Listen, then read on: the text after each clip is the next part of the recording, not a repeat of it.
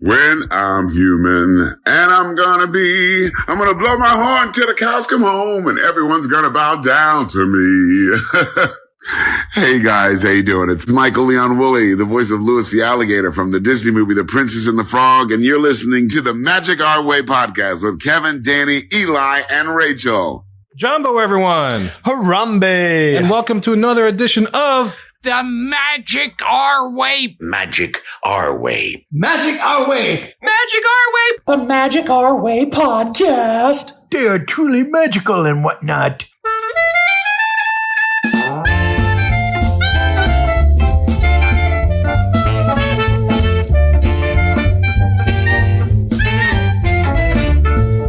Asante Sana, everyone. You're listening to the Magic Our Way podcast from New Orleans, Louisiana. And on this show, we invite you to feel the libations. Feel it, feel it. We are artistic buffs talking about Disney stuff, and this is a show in which every opinion is welcome. MagicOurWay.com is where you can find us for the hub. We, as New Orleanians, discuss the recently announced menu for Tiana's Palace restaurant at the Disneyland Resort in California. And look, this isn't your typical polished, practiced, pixie dust and Disney podcast. No way. We are not in Disneyland every day trying to snag one of those newly released Star Wars Bantha Burgers, Loungefly, purse, or visor. That's right, Kev. We're just here to drink, talk some Disney, and let you know our thoughts on how this new menu stacks up. That's right. So just mix up some gumbo and sit down and have a listen. My name is Kevin. And I'm Danny. I'm Eli. And Rachel will join us in just a little bit. So enough of our jibber jabber, guys. We have to go talk about this damn menu.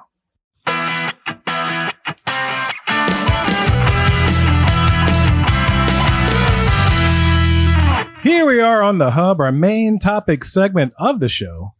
For this episode, we are discussing the recently announced menu for Tiana's Palace, a new restaurant set to open at the Disneyland Resort in California on September 7th, 2023. Now, just to clarify, this is not to be confused with Tiana's Place, which is only found on Disney Cruise Line's Disney Wonder. Totally different place. Yeah. Now, back to Tiana's Palace, right? The Disney Parks blog reminded us that this is the next step in bringing more of Princess Tiana's stories to life in New Orleans Square. The first of which began with Eudora's chic boutique featuring Tiana's Gourmet Secrets, which opened last year, and will continue with the opening of Tiana's Bayou Adventure attraction next year in 2024. And they are excited to, and I quote, pay homage to this cuisine of the Crescent City. Now, Disney Eats and the Disney Parks blog, which are basically one and the same, describes the restaurant in this manner in their August 23rd, 2023 article. And I quote, nestled on Orleans Street, this soon-to-be hotspot will be serving up can't-miss classics like gumbo and beignets, but with a tasty twist you can only get at this quick-service location. You can even use mobile order to get all the new bites on the way. This restaurant marks the return of the Mint Julep Bar. At Tiana's Palace, you can enjoy new menu items that represent Tiana's story and honor the flavors and flair of New Orleans with an effort to source some of the ingredients directly from the state of Louisiana when possible. And in this article, they released pictures of what these, and I quote, can't miss classics like gumbo and beignets, but with a tasty twist, will look like for the most part. So no doubt you guys have seen this article. So Indeed. So I figure we talk a little bit about this, being we're a New Orleans based podcast. Yes, Rachel's from a different part of the country, but it's okay. Majority here in New Orleans, and we like to, we're proud of that. We're boast of that. We're very familiar with the area. So I figure we would have some input to say on these treats with a tasty twist, as they say. So I'd figure I'd just go through the food list that they displayed. And of course, this being a quick service, it's not terribly expensive. It's not like a sit-down restaurant where they have tons of different things. But I figure we just talk a little bit about some of the things that are here, okay?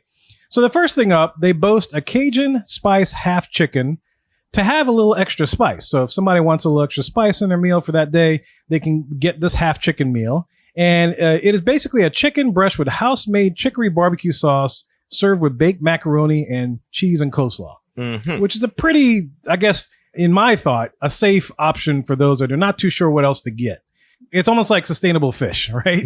You get this, you get the half chicken, it's cooked in some way, and it's good. It's a safe option. What makes it Cajun? I guess it's the spice. Yes. Gotta be the spice. It's got to be the spice, right? Can I ask a non-Louisiana resident question? Absolutely. what actually is chicory? It's the root of the endive plant, specifically, which is dried and then ground up and then added to our coffee. And Eli asked me how many times I've had to say that. Working at Cafe Du Monde. Every tourist is like, what is chicory? It is the root of the endive plant. So I know what an endive is. Yeah. So it's the root. You just dry it up, ground it up, and then stick it in the coffee. And it's basically, it was made used as like a filler, right? Because coffee was kind of expensive, and so they needed to make it stretch. So adding the chicory to that kind of made it the coffee greens itself stretch, but also added this little extra kind of oomph. Put hair on your chest kind of feeling to our coffee kind of stuff. See, I didn't even know that part. Right. Yeah, that's why when it comes out straight, when you're brewing it, it's kind of thick.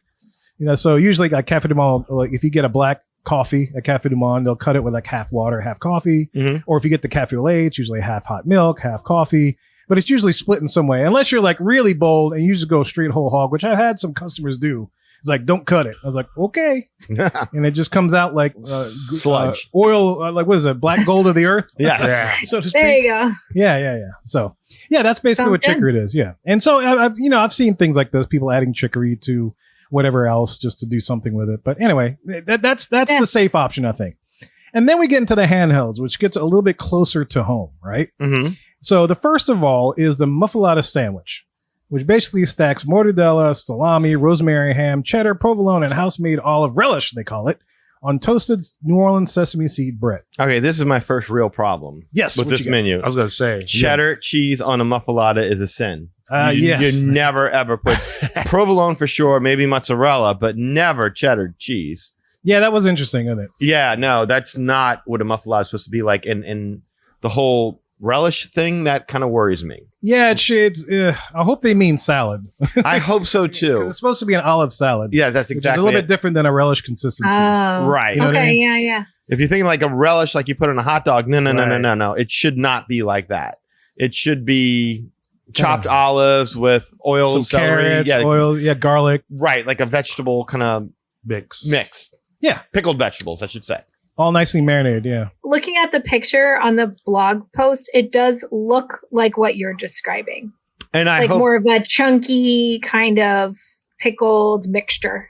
And I don't even see cheddar in this picture, which makes me no, I don't see it either. Hopeful, but yeah, there's no world in which you put cheddar cheese on a muffalata sandwich. Not here.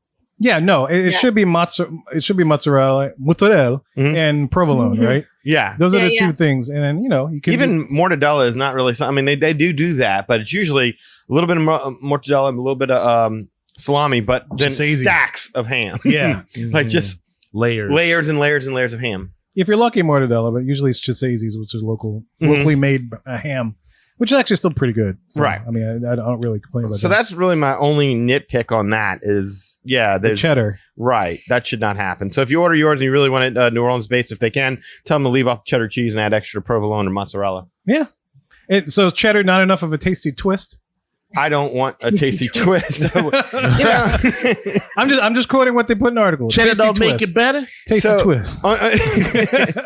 We want to do things to honor and pay tribute to with a tasty twist, which basically means we're going to make it what we want to make it. Right. Yeah. So moving on to another handheld, we got the beef po' boy sandwich. Po' boys, of course, which our version of the hoagie, of the Subway sandwich, whatever else. Every region's got their own particular take on the sandwich. Ours is unique. Number one, we use French bread, right? Mm-hmm. So let's see what they have on theirs. And they describe it as having slow cooked beef perfectly coated with gravy and fully dressed with lettuce, tomato, and mayonnaise atop toasted New Orleans French bread. Can I ask a dumb question again? No, please. No dumb questions here. I'm going to be the voice of the people who do not live there. Yes. No. In fact, that's why I'm glad you're on the show, because this is a good balance. Yeah. I thought a po' boy had to have fried stuff in it. No, it does not. Generally, it does. You see fried shrimp, catfish, that kind of thing. Oysters, but whatever. Roast beef po' boys are very much a thing here. Mm-hmm. Okay. But it doesn't, like, this is like a chopped beef kind of mixture looking like a thing. slow roasted. Almost looks like a pulled. Yeah. You know what I mean? Exactly. Slow cooked pulled beef. That I don't know. I've never seen a roast beef po' boy look like. Now, they don't call it roast beef. They just call it beef. I don't know. Yeah, slow cooked beef. It should be roasted with the au jus and everything just dripping from it. Usually it's like people boast around here, so many napkins to eat our roast beef po' boy. Yeah. That's like a rite of that's like a rite of honor passage kind of a thing. Yeah, it's definitely not Yeah. roast beef. Generally, the roast beef is sliced, though. Mm-hmm. Unless it's a debris. That's Yeah, what I was but going to debris, say. yeah. And debris basically, are you familiar with that term debris when like debris sandwiches and stuff? You I can know what probably debris guess. is. Yeah, I can guess. I can guess. So, I mean, that's what he's insinuating, that the picture looks like it's just nothing but debris. Mhm. Which usually a roast beef is not. Eventually it turns into debris. Mhm. The more you Yeah. eat it, because it's just a messy thing. But you're using that for something else, like Yeah. a stew or just like some Or other French type of fries. yeah, that's like something to dip your fries in. But this looks like a sloppy Joe. to Yeah, me. that's a Oh, good yeah. comparison. Yeah. What I was going to ask is, because I don't really eat roast beef po' boys, but my wife loves them. Mhm.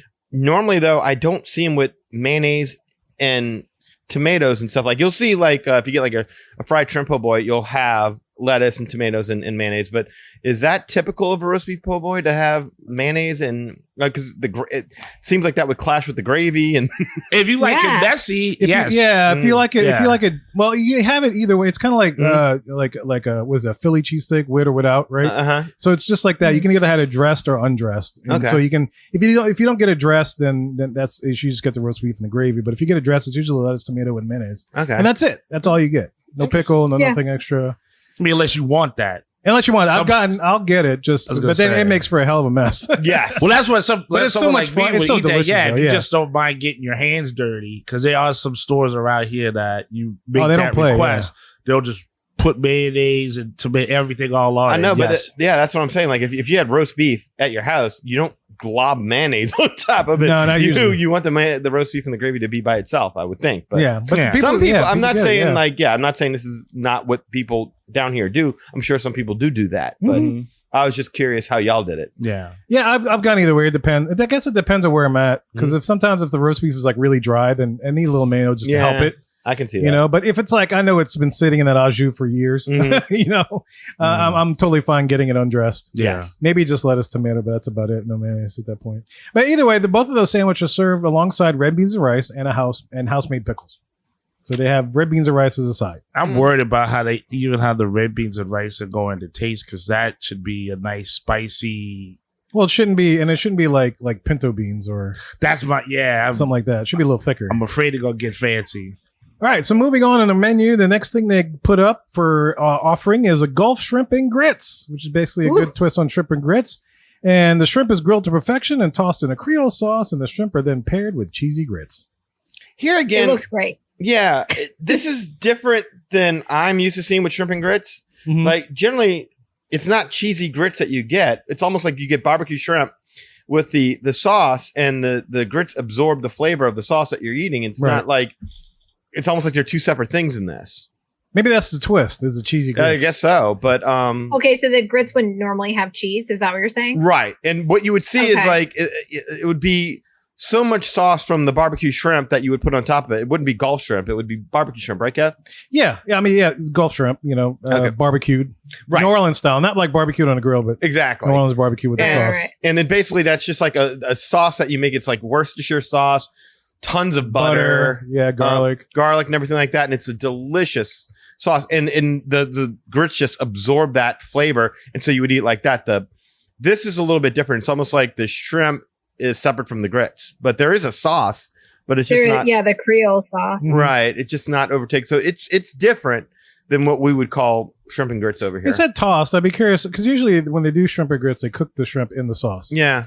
So it really Oh, absorbs okay. that flavor. So it's a little bit different. So I guess that's where my only hesitation is, if it's really going to absorb the flavor of the sauce into the shrimp Yeah. and stuff. I don't know. Yeah, I'm Oh my curious. gosh. It looks It looks. Oh, I love a shrimp and grits. yeah. Mm-hmm. It looks good enough to eat, but I mean, just it again, not really quite what. This isn't really what I would associate being shrimp and grits. In fact, first time I saw it, I was like, "What is that?" Yeah. So those are those meals. Those seem kind of safe, right? Okay, And you're probably thinking out there, hey man, when are they going to talk about the gumbo, talk about the beignets? We're going to get there. Don't worry. But I just want to knock all this little stuff out. The next thing being, they have a bunch of sides, which are typical sides you maybe get. They got buttermilk cornbread, baked macaroni and cheese, red beans and rice with heirloom rice. I've never heard the term heirloom rice. Have y'all? no, No. Kind of. Yeah. I mean, I think I've heard it more in the context of tomatoes, but like heirloom Yeah. grains. I've heard that. Like heirloom grains are a thing. Right. Okay. I had to look it up. And so if anybody's curious about what heirloom rice is a special kind of indigenous rice that has been planted by the ancestors of Ifugao and other upland tribes. It usually commands a higher price than ordinary rice and is prized for its exceptional cooking quality, taste, texture, color, and most importantly, nutritional value. Wow. Golly. Nice. I'm curious about the rice, but I know we don't use that rice. We're kind of poor. Yeah. but I mean, no, that's interesting that they made a point to say heirloom. So that's cute. But I had to look that up because I've never seen that before. But yeah, those are the sides you can get. And then for the kids, of course, they got the roasted chicken drumstick, which is served with the rice. That's like a smaller version of the safe option. They got a toasted ham and cheese sandwich, which has ham and provolone and a side of mac and cheese you could also get for the kids. And all of those are accompanied by some mandarin oranges and applesauce with a choice of water or low-fat milk. Okay, so no fries. No fries. My kids will probably go for the mac and cheese. Mm-hmm. And so, yeah, although it's baked, which is different. Like my son, he doesn't love the baked mac and cheese. I think that's a thing down here. Is baked mac and cheese? Yes. I think generally in the South, not necessarily just New Orleans, but yeah. Mm-hmm. Okay. Usually when I see it, it's a lot of times it's baked macaroni is really what it is cheese and they put it in the oven and they bake it and stuff like that. It's not like that creamy mac and cheese kind of stuff. Right. A little different. Yeah. Kraft. Kraft. Yeah. Cheese and macaroni. Yeah. That's more like what we normally have up here. So if I saw mac and cheese on the menu, I would assume it was more like a Kraft style. Right. Yeah. And I think Disney itself, when they sell mac and cheese in general, is more or less the style that you're talking about. Yeah. Yeah. It's not necessarily a bake, but it's like a kind of like a, real noodles with real cheese kind of stuff. Yeah. So we got all that. And now let's get to the stuff that kind of put a lot of Louisiana on notice is the gumbo. Ugh. Here's the gumbo. They even posted up a picture of the gumbo.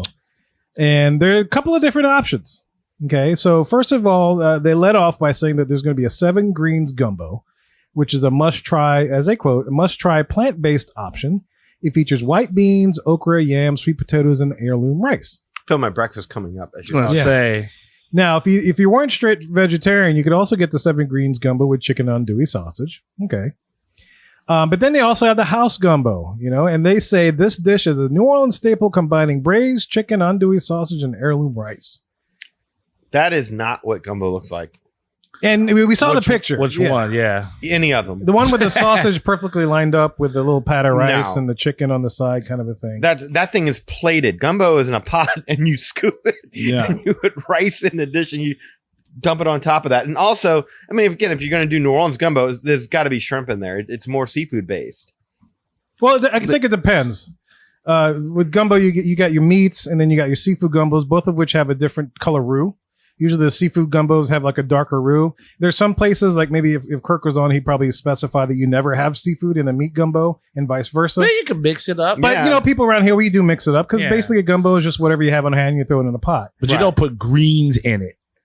Yeah. Well, yeah. Oh, I'm sorry. You still were elaborating? Well, no, I mean, the only time I know of having like a strict vegetarian gumbo is when, Chef Leah Chase, who Tiana was based off of, would make her gumbo herbs, as she calls it. Mm-hmm. And that was only during Lent. And during Lent, New Orleans being a very Catholic city, during Lent, usually you don't eat meat, especially on Fridays or even during like Good Friday, Easter Sunday, that kind of stuff. So a long time ago, she came up with the gumbo herbs to kind of compensate for that, and then the rest of the days, like on Holy Thursday, whatever else, she had her full on meat gumbo with all the stuff in it ready to go. But that's the only time I've ever seen it. But it usually didn't have like white beans or yams or sweet potatoes and stuff. It was mostly a lot of greens. It was literally greens. It was like, collard greens, turnip greens, whatever. Right. I think in a video, she even mentioned kale, obviously enough, which I didn't expect, but it was a Channel 4 video that she did on him. And she mentioned that, but yeah, it's mostly green, and there's only one time she ever cooks it, and it was during the Lenten season down here in New Orleans. So yeah, the 7 greens gumbo is a little bit different. Quite a bit, yes, quite a bit different. It's a cute way to put it. Yeah. Now with the gumbo, I showed my family this picture, and so I showed my wife this, and she's like, I basically asked her, like, what do you think this is? They just opened Tiana's restaurant, that kind of, or they're opening it. What do you think this is? She's like, looks like a chicken stew. Like, that's exactly what I told Eli. Yeah. And then I showed my oldest daughter. It's like, I said the same spiel, and I showed her the picture. She's like, that better not be the gumbo. I was like, yeah, baby, that's the gumbo. She's like, oh my God. And she stormed off. She stormed off? Yeah, she did. Good for her. She's a teen. She's a little bit dramatic now. Well, this is one that you should be dramatic on. Absolutely. And then I showed my middle daughter, Lily. She's like, "Oh, that looks actually kind of good." It's like, "Oh, okay, cool." Like, what is it, baby? It's like, "Oh, it looks like some kind of chicken dish." I'm like, "Okay." Mm-hmm. And I told her, "It's like it's a gumbo." She's like, "That's the gumbo?" I was like, "Yeah." I was like, "Well, where's the soup that goes with it?" I'm like, "That's a fair point. I don't know." So it makes me raise some questions. Is really this how they're going to serve it?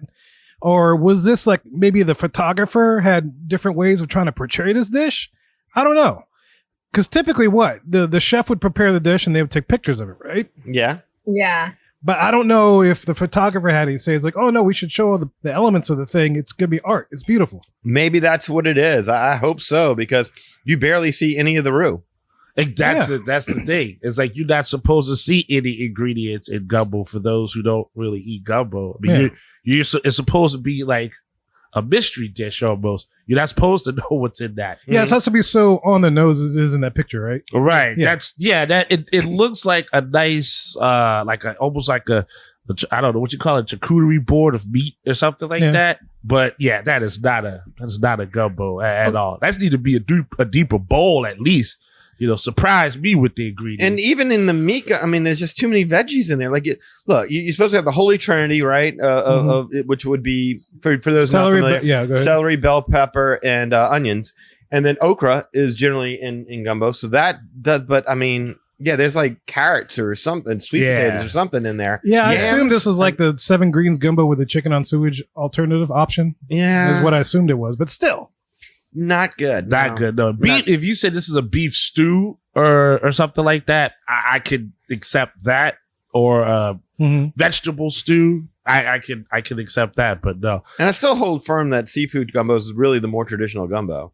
Down here, especially. I mean, we live in an area that has a lot of seafood, right? Yeah. I mean, so that's expected. Yeah, their gumbo track record is not very good. I don't know if you all had the Blue Bayou gumbo. I think I did when we went. It was like a weak tomato soup with veggies in it. It was pretty bad. Yeah. It was pretty bad. Yeah. And I don't even I think that might be my only gumbo experience. So, oh no. But I didn't have anything to compare it to, and I knew that wasn't it, and it was bad. So yeah, I don't know if their track record is great. Well, that's the thing that I'm glad you said that, because it's like we did have a weekend, and when this was released, we had a conversation of it in our Facebook group, and we did have a New York weekend say, "Hey, this looks pretty good." But, I don't know much about, Southern cooking or whatnot, so I don't know. So what got into my head is like, okay, well, maybe they're trying to make this appealing to more than just people in the South or from Louisiana across the board. But my worry with that is like, I don't want that to be for people to think that's what it should be. Right. Like, don't come to my city and say, "Hey, this gumbo is not what I'm used to," or like, "That's not gumbo." As long as you understand that it's going to be a little different, and you accept the fact that this is not actual what we know as gumbo, as what is defined as gumbo. Even not even in the movie. Tiana's gumbo looked like that. I mean, hers looked like she had a big old pot and she looked pretty accurate. That's exactly how it should went. I was going to say, didn't they have a few Disney executives come down here to check out how things were set and laid out? They checked it out. They went over to Dookie Chase's restaurant, which is laid at Chase. Tiana. Yeah. That's another thing that kind of, I mean, look, the chicken looks fine, but isn't she really well known for the Southern fried chicken over there? Isn't that like the dish you kind of put her on the map? It's really good. So I'm kind of surprised that we don't see that here, but that was really what Leia Chase was known for. I bet that's because of Plaza. Oh, maybe. Oh, they got a fried chicken? That's their thing. Yeah, fried chicken is their thing. Wow. Yeah, because I know if they brought her recipe here, it'd just blow up Plaza. that would be the end of that. Yeah. They'd be better off just like finding some mamas around New Orleans and just say, "Hey, we're gonna fly you up to Disney for like a couple of weeks. Just tell us what the recipe is. At least you've got your authentication right there, you know." Or at least something valid. I remember reading some kind of article where they stated they had some person, and I can't remember the name of the company that they used as a consulting thing, and the guy was saying, "Oh, I'm very honored to be part of this. Haven't been from New Orleans, that kind of stuff, whatever else." But I'm questioning that New Orleans card, dude. The New Orleans card. I mean, I know corporate business will do what they want to do eventually, and just like override anything else that maybe you might have brought to the table. But man, this is a heck of a twist, I think. Yeah, I'm happy to see that they're trying to get in a lot. I mean, you got a po' boy in there, you got a muffalata in there, you got gumbo, you got these different things. I don't see a jambalaya or anything like that. So, like jambalaya would have been easy to do with the sausage and pretty straightforward. And no, I mean, I at least applaud them for representing the kind of foods that we eat down there. It is a sampling of what New Orleans cuisine is like, but I don't like their twist. Their twist It's too much changes of a twist. it. Yeah. It just, Yeah. But it doesn't end there okay. because we have dessert. All right. And the article boasts, the Disney Eats article boasts that this is the star of the show. Okay. And I quote, no restaurant inspired by Walt Disney Animation Studios, The Princess and the Frog could be complete without beignets. And at Tiana's Palace, dessert is always first. But these delights aren't your average beignets. Oh no. The house-filled beignet features a delicious lemon icebox pie filling topped with lemon glaze for the perfect bite. End quote. So that's what they're serving. They're serving basically a stuffed beignet, which it has a lemon icebox pie filling, and it has a lemon glaze. So it's almost like what we would know as like a Hubig's pie, but with a beignet dough. And Hubig's pie is kind of like those little pies that are fried and iced, and they're prepackaged, and you see them everywhere in the grocery stores and whatnot. Oh, okay. Like Drake's, I think, has some pies like that. I know what you're talking about. Yeah. Definitely. So something like that. So that's what it sounds like to me, and that's what kind of looks like in a picture, but just like square like a beignet. I was talking to Eddie about this, my neighbor, a friend of mine, and he was saying that maybe the reason for this is because Emerald kind of put lemon icebox pie on the map. And so they just figured that they would combine the two in order to get something out of it. But there's no places in and around here that serve beignets stuffed with fruit. None that I know of. I mean, I've never.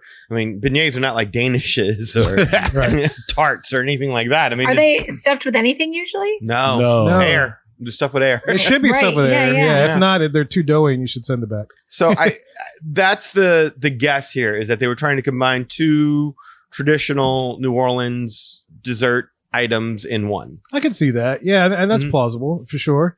Especially because, I mean, Disneyland has the Jazz Kitchen Express right out in downtown Disney that has like your typical beignets that you can serve. They even have the Cafe du Monde box stuff and the coffee that you can get. And so one of my thoughts was like, well, maybe they just wanted to be have something different, And I know at one point Cafe du Monde had like franchises out in Japan, and they would do stuff like that.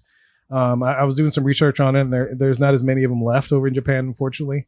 But yeah, they would experiment with stuff like that. And so that's an interesting take about the icebox pie filling stuff. Would y'all get this? Would y'all try this beignet? If two other people at the table are like, let's just for the sake of just give it a shot, I would try it. Because I mean, I live here though. Like, so I can always get a beignet whenever I want to. So it doesn't cost me anything to try it just to see if it, but I feel bad for people who go over there like, well, this is what a beignet is. Right. I don't like that. I wish people, if they're going to sample something, they're sampling something that is really close approximation of it. You know what I'm saying? Yeah. And I would think too, since it's a beignet and they, Kevin, like, like I know, that cooking these things. I mean, number one, a little powdered sugar would have been nice. And number two, it would have been good to have maybe an option to say, hey, you can try this without lemon gunk in it. Or with lemon gunk in it. That would be nice, yeah. Because other than that, you'd have to go out to downtown Disney just to get the regular beignet. Right. Yeah. Which is, as an aside, I was doing some research on that because it used to be Ralph Brennan's Jazz Kitchen and Ralph Brennan's Jazz Kitchen Express, which for some reason the name is Ralph Brennan is no longer there. So I don't know if they never well, there's a lot of Brennan family drama at one point in time. Yeah, so. I could see that. Maybe that's what happened. But yeah, so that's the beignet. That's what they're boasting for dessert at this quick service. And there's a couple of other things that are left on the menu. And this is something that I tagged Rachel in the group. And then that is one of their specialty drinks. And we were just talking about this, I guess, 1 or 2 shows ago. I can't remember. But they serve a Joffrey's Coffee Chicory Cold Brew topped with sweet cream. Well, hey, man, props to them for at least getting the chicory in there. I was worried about that. Yeah. I mean, I'm based on our discussion, Rachel talking about the cold brew last time. I'm definitely curious about this. And it comes with a Ray Firefly glow cube. That's kind of cool. I like that. And the cube looks kind of cool, actually, seeing hanging on the thing. I would get this for sure. Because I like coffee drinks. Oh, I love coffee. Yeah. Would you try this, Rachel? Yeah. Oh, definitely. You know who had a chicory coffee that I tried one time was Port Orleans French Quarter. I believe that. Yeah. Did you like and it? I think it was like Joffrey's because it was at Disney. Yeah, I thought it was good. I remember thinking when I was drinking it that I did not taste a huge difference between like normal strong coffee and this chicory coffee. But we like strong coffee anyway. Like we drink it really strong at home. It was definitely better than the normal Disney coffee, you know, like from the food court. Yeah, the coffee, the chicory is supposed to add just a little bit of bitterness, but if you like strong coffee, then that makes sense. I like strong coffee too, so same here. I'm kind of used to it. Yeah, I know some people that never had it. They're like, oh, this has got a little bite, a little bitter. They're not used to it, but anyway, so that's the menu that they have. So all of this kind of leads us to wonder if Disney sees the restaurants needing some kind of IP now to be successful, much like their attractions. You know, at least in the parks. I don't know if they'll do anything like that in the Downtown Disney or Disney Springs or things like that. But it may be in the parks, you know. So what do y'all think of that? Do you think this is the way Disney's going, where they have to attach some kind of IP with it? I think that when you look at how they're opening attractions now, it seems like they're opening lands. And if you're going to do a Cars land, of course, you're going to need Flo's V8 Cafe. If you're opening the World of Pandora, you're going to need Satuli Canteen. If you're opening a Star Wars land, you're going to. So, I mean, I think there is a sense of, that the more attraction, the more lands that you're creating, you're going to need restaurants that fit within that land. So that to me kind of makes sense why we're kind of getting more. But then you also have Disney inserting Snow White into Artist Point. Meisner's Lounge becomes Beauty and the Beast. I'm trying to think what else. Regal Eagle Smokehouse. The Muppets took that. That used to be Liberty Inn. Yeah. So you do see them pushing forward with that. We've always had restaurants that have used IP to an extent, but I think we're starting to go into a little bit of a different direction with it. I don't know. I'm not sure exactly how I feel about this just yet. I kind of like it, but at the same time, you know, I'm kind of, it feels like we're missing out on some of the more fine dining that we used to get. I can see that. Yeah. Does the insertion of those characters of those places make you want to go there more? If I had a kid. Okay, that's a good young take. Kids. I do have a kid. I can see where kids may want to do it. Yeah. You know, younger kids. Yeah. It depends on the atmosphere. I mean, tell me, if you go into Star Wars, then of course you're going to eat at a Star Wars themed restaurant. I mean, and I'm not talking about Docking Bay 7 or anything like that. I'm talking roasters. Right. I'm not talking about Ronto roasters. I'm talking, you want a restaurant where it does feel like you're eating either in space, kind of like Space 220, I suppose, but better food, hopefully. Or if you're in like the cantina kind of thing, you want to have that feeling that you're in the Star. I guess it just depends. Yeah, you know, when you brought up the thing about the lands, that's one of the first places I thought about was Galaxy's Edge. Yeah, because it's like, you know, you got Docking Bay 7, you got Ronto Roasters, and they have elements of that world, but it doesn't feel like there's an IP attached to it. You know, that's recognizable. There isn't, but yeah, at the same time, of that world. It's got to fit that theme, and I think that's how the restaurants work best when they fit that theme. But they still, the meal comes first. It's not like you're eating in a Chuck E. Cheese, right? Where it's like the arcade games and the show on stage and stuff like that, and the pizza's crap. You know, it should be that the theming fits, but the food is front and center. It should. Well, it should be. Yeah, I mean, it's a place to go eat. Like, for example, I think Woody's Lunchbox in Toy Story Land, right? Like, it's super themed, but the food is really good, and it makes sense with the theme. Yeah, that's what I think when it works best. Yeah, no, absolutely. And I'm trying to think if there's any place that they've inserted IP where it just doesn't work, or if it feels forced. Artist Point feels forced. That's the first one that I was thinking of for sure. I mean, don't get me wrong, I like it, but it does feel forced. I think Pizza Rizzo is kind of forced. I mean, pizza and rats. Rat pizza. I was going to say another one. It's not there right now, but they used to have that like Bon Voyage breakfast at Trattoria Al Forno and the Boardwalk. Okay. And it had Rapunzel and Flynn and Ariel and Eric. And the character meets were great and the food was great. But that theming made zero sense. Yeah. Oh, that's true. Okay, I could see that. It was like an Italian restaurant, and neither of those properties are Italian in any way. I'll tell you one that disappointed me was when they redid, was it Pirata and they turned it into Pirate and Pirata or yeah, something like and that. they turned it into Pirate and Pirata. Tortuga Tavern or something. And I'm like, oh my god, it's gonna be awesome. It's gonna be like, no, no, nothing like that. What's a Tortuga Tavern? It was just plain. It's just, Yeah, it's not. They actually operate it kind of seasonally sometimes too. It's not always open. But the last time I was there, it was like just like basic stuff, like a pretzel, snack kind of things. No rum. No, is that any kind of place No. where there's IP, but there's not really like decent food? Yeah, well, Mickey bars. It was more just to like fill a gap of like, if you need something and you happen to be here, this is an option. well, and it's not really well themed. You don't. No. It's not like you walk in there and you're like, oh my god, I feel like I'm in the world of pirates. You don't Oh, feel like yeah, that at no. all. No. No. It's just shoehorned in. Yes. To me, and I thought it'd be a fun little discussion. I wanted to know if there are restaurants that you believe would do fine with some IP in it. Like if you could take a restaurant on Disney property, insert some form of Disney IP in there, what would you do? Like, we don't need a whole big run through.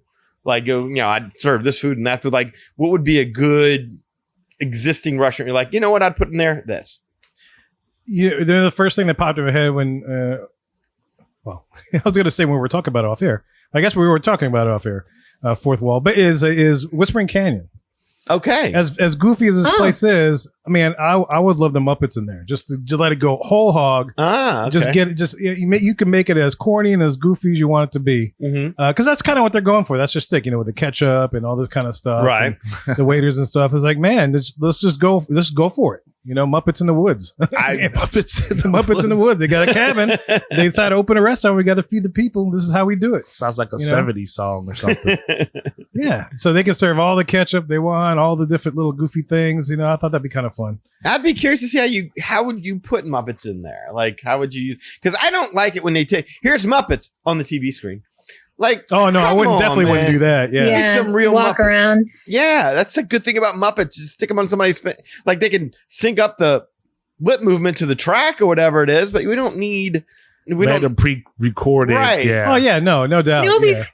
Sorry, I was just saying about Muppets. It'd be fun is having Muppets in the Diamond Horseshoe because they already have that stage there and everything. Ooh, Oh, that's true. a good one. I like that. That is good. Yeah. I tell you what I would like to see is I haven't decided whether it's either Mama Melrose or Sci-Fi Diner. I think I'd keep Sci-Fi Diner because it's so unique. Melrose, to me, has really kind of fallen off the map lately. I like to take that and turn it into the Ink and Paint Club from Who Framed Roger Rabbit. Oh, nice. Yeah. Put like a stage up there because, with holograms and stuff like that, if we can make Tupac come alive on stage, we could bring cartoon, put up a stage and boom, it's like the characters are performing for you. I think that would be really, really cool. That'd be kind of neat. Yeah. I would dig that diner that Obi-Wan goes and meets his little chef buddy in the second prequel movie. Oh yeah, that you're talking about. I forgot his name. Dexter, yeah, or something like that. I just want a diner like that, and just have him back there cooking. He looked like he was based on Mel from Alice. I know, right? Yes. Give me an easy diner. I can get a burger, maybe a milkshake. Every now and then Obi-Wan pops in with something. I don't know. And some kind of action happens. We got people with lightsabers chasing through the diner or something like that. Something simple. I don't know. That was kind of tough because like all the different restaurants. I like the fact of the fine dining was I wouldn't even retouch those. No, I wouldn't touch fine dining at all. And that's endangered as it is. Yes, I was gonna say. Hey, fine dining prefix menu. Yeah, that's as tricky True. as it is. Yeah. I would like to see something a little more modern for Cosmic Rays. That has, as Danny would put it, the Chuck E. Cheese feel to it. It Yeah, could be a little done bit. with a little more of an IP upgrade to it. It's been so long since I've eaten there. I don't remember the food. I just remember they have a wide array of food. But it's just fast food. Yeah, I was gonna say it's right? just basic food though, nothing beyond that. Yeah, well, that's what I said. I would keep the fine dining stuff like away as it is. If I want a steak, I really don't think I want like a character in my face, like while I'm working on my steak. But Clarabelle like Cow's Steakhouse. oh, that would be tough to watch. Oh my goodness! I think it would be really cool is if you could turn that into like the ship from Alien as the Nostromo.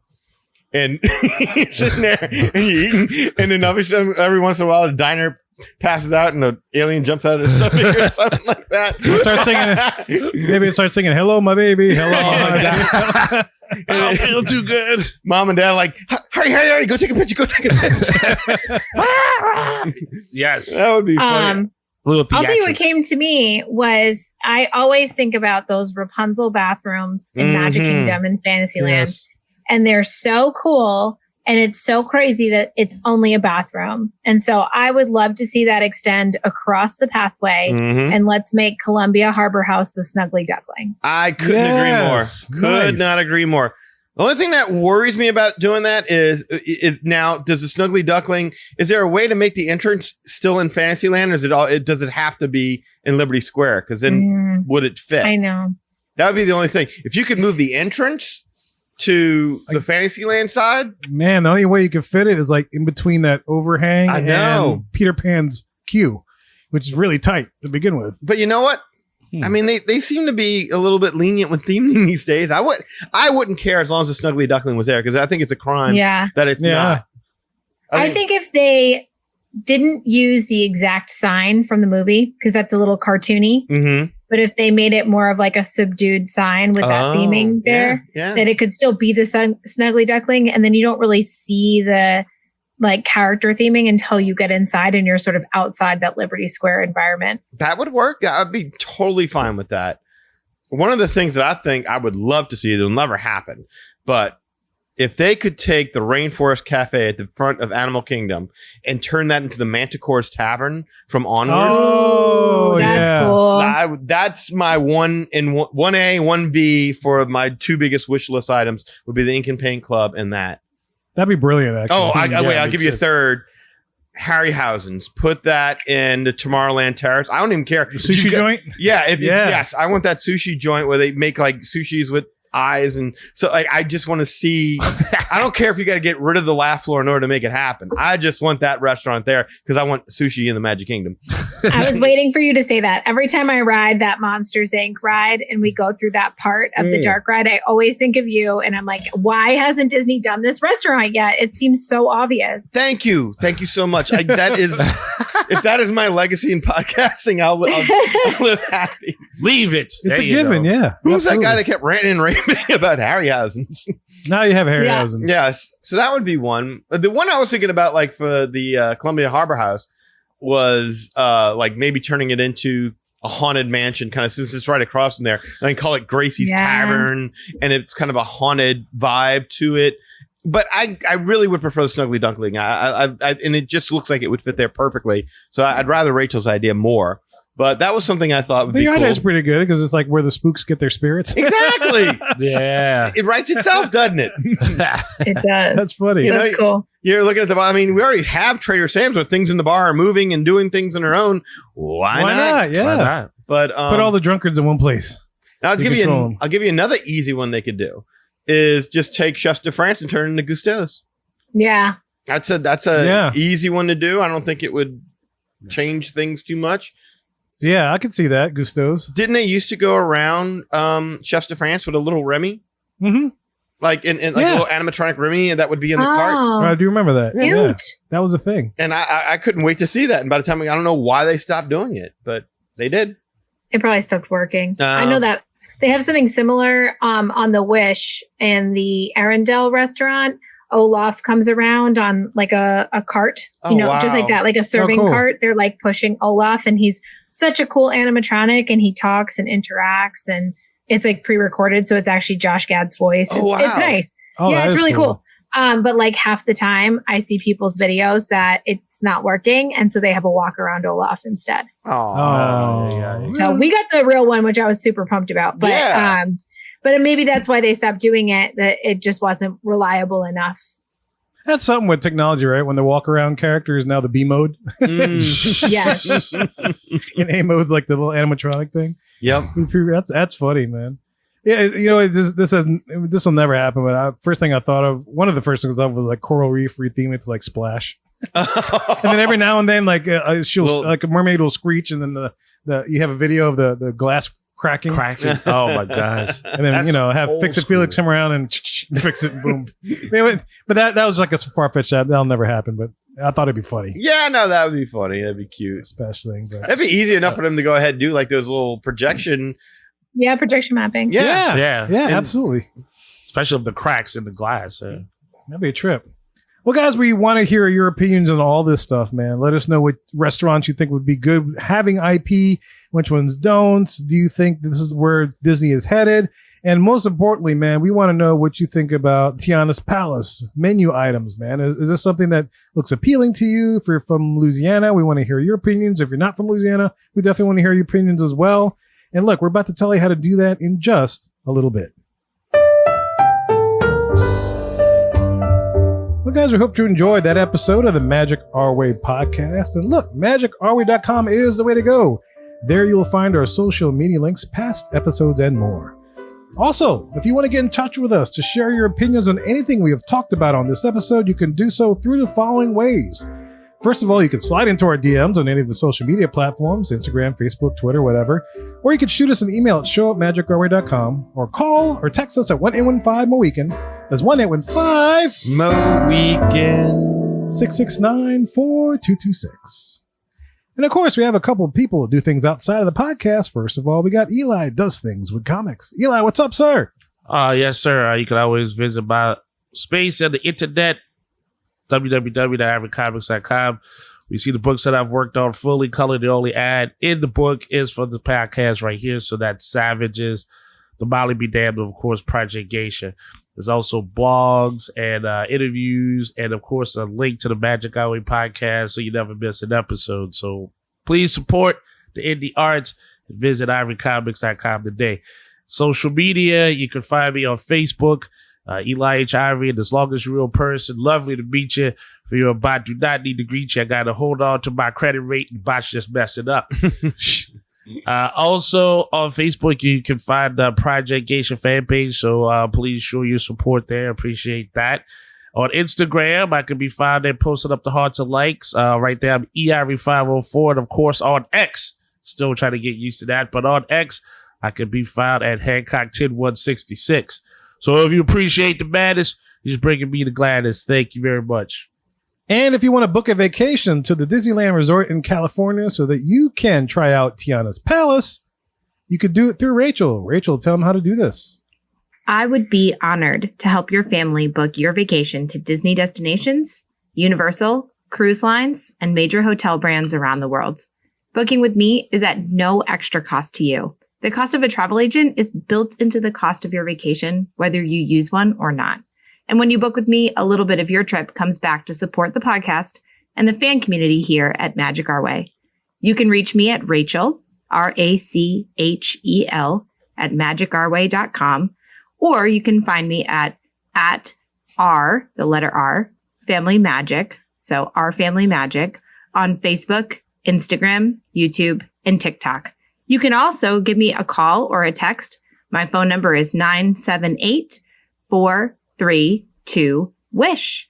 Reach out today and let's make some magic with your family vacation. So if y'all want to access all the information we just mentioned, go to magicourway.com/about us. Also, if you want to elevate your support of the Magic Our Way podcast, go to patreon.com/magicourway.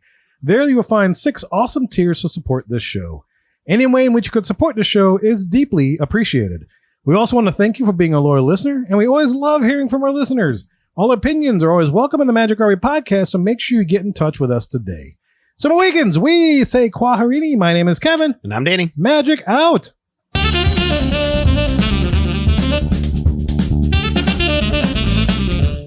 And you are. Bye!